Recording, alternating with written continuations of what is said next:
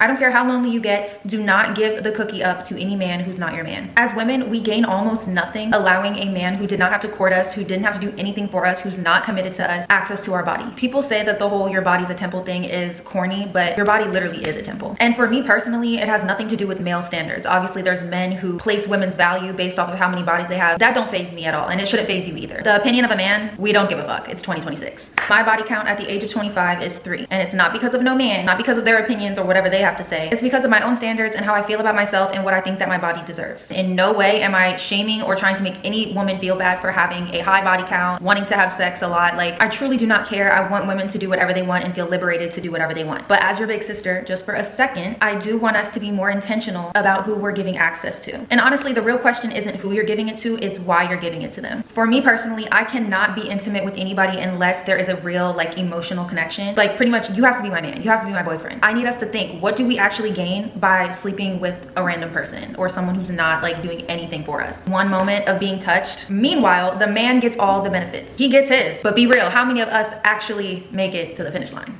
in general, but let alone with some man that you don't even have a connection to? And another thing I don't like, even if you got to put your ego into it and like your pride, because I sure do, no man is about to be running around telling his friends that he touched me and didn't do nothing for me, is not my man, is not committed to me, is not courting me. Like, this girl is exclusive, okay? Overly. You need a wristband. So I really do think that that's how you should feel about yourself. I get a lot of DMs from girls saying that they like gave it up to keep him and he's still not committing and things like that. And at the end of the day, like, y'all are just giving it out. And then you're wondering why that man that you gave it out to so easily is not committing to you. You're wondering why you're being treated casually, babe. I'm just being real. And especially with men, they are hunters by nature. Like, they want to pursue. So when something is easy to access, they don't value it the same way. And that's just how they're wired. It's not right, but it's really the truth. Bebecita, I highly suggest you get you a little friend. Mine's name is Rosalita, and her and I are well acquainted.